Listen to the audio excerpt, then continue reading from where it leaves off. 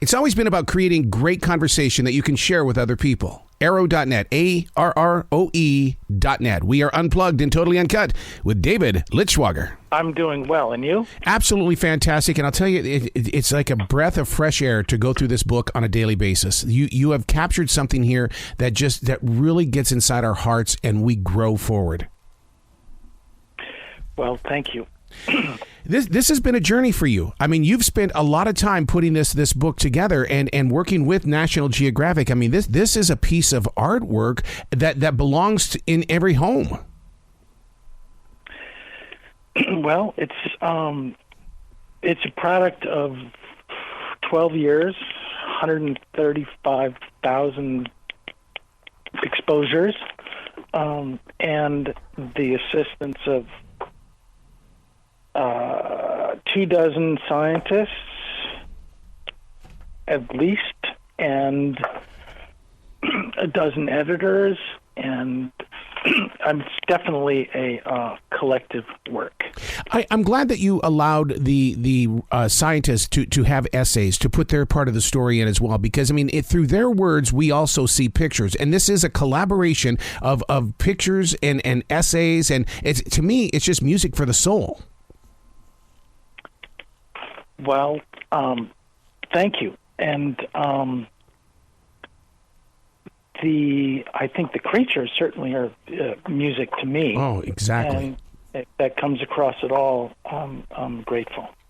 One of the things that is so unique about this book is the fact that you have the white background. It's almost like they're out of water, and this is what they look like in a natural world, but it's out of water. Well, I can guarantee you that none of it is out of water. Yeah. I think because I really just want to see the creature. Mm-hmm. I'm trying for copying, mimicking, some idea of 19th century European natural history illustration. Just the creature on a plain white piece of paper. Yeah. So you get to just see how the creature's made. It's almost like I can reach out and touch them, and I do. I find myself, especially with the octopus, like I'm sitting here touching their tentacles and touching just different parts of their body, because you're not allowed to do that as a human being up here. Yeah, we don't have access to these creatures in that way.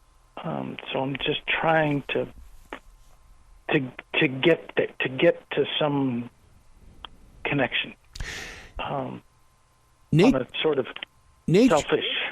Nature loves to hide, and yet your camera and you got to go where they were placed in their solitude, basically, and it's almost like they were saying, "Hi, welcome. What do you want to know?" I hope that it's that. That sort of mutual regard is a possibility, at least in our imagination, because that would enrich our lives and actually make the caring aspect of what's necessary to promote conservation and ensure that these creatures have a place to live in the future. Absolutely.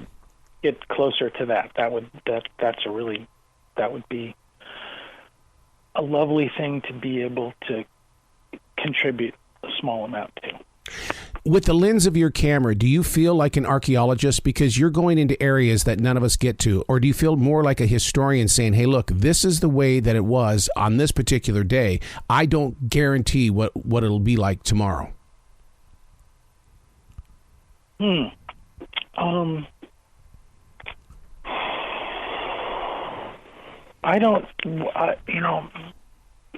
My career photographing animals started exclusively with endangered species, and that is not a happy subject. Mm-hmm.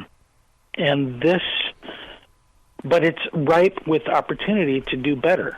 So it's not necessarily a pessimistic story. And I think there's kind of a moral obligation to not sit on one's hands and to maintain personal discipline that promotes progress rather than depression, so to speak, if one can come up with that. So that coming from that place, in this project about octopus, seahorse, and jellyfish, I got to go out in the world and just explore. Yeah. Most of the time we see the octopus in full motion. They're always, scurrying around and things like this. But you actually stop them in a moment and with that lens, and you give us the opportunity to live out in their moment. Yeah, I like this, the formal portrait thing. Mm-hmm. And my friend W.S. DiPiero, who's a poet, he called it being able to pause the river of time. Oh, God. And that pause button that I am able to push is about a 5,000th of a second. Wow. Because I used electronic flash, and that's basically the effective shutter speed. And that's really interesting to me, to be able to just say, hold on, let's just really stare at this thing. Mm-hmm. And that sort of license that portrait photographers have to stare is not something that we're usually allowed to do. Right. But in a situation of a formal portrait that one would take of a person, which is I find to be really interesting as a photographer, you're sort of given permission to stare, and that's pretty rare. But it's a fantastic thing to be able to do, because the only people that give you permission to do that is a photographer or a loved one. And that's a degree of intimacy that I find deeply satisfying. Well, these seahorses, they look like posers. They look like supermodels. Like they're sitting there posing for you, saying, "Let me give you this shot. Oh, let me turn to the right. Let you see this side of my personality."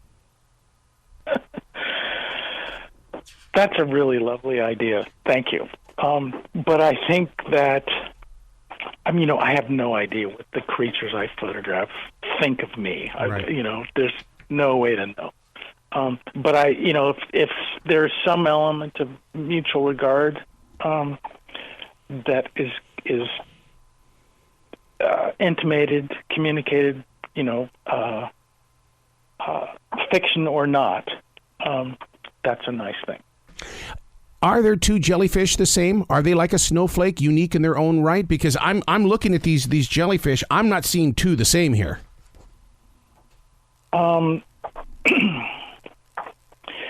I think that all animals, there is individual variation. I know that, from the research that the writer did on the filaments that come off the heads of a particular species of seahorses are as individual as our fingerprints. Wow. So I can imagine that there are these jellyfish that make their living by cloning themselves. Oh. So from a genetic diversity point of view, their DNA would be identical. But even as identical twins, actually look slightly different because there are developmental aspects that happen during their lives. Wow. So, I think every one is an individual. You are a lucky man to put your lens that close to these beautiful creatures. You're a very lucky man, and I'm so grateful that you shared your journey with us, because a lot of lives will be changed, as well as we will learn through your lens, sir. And I can't thank you enough. Thank you very much. Have a great day. You be brilliant today, okay, sir? Thank you.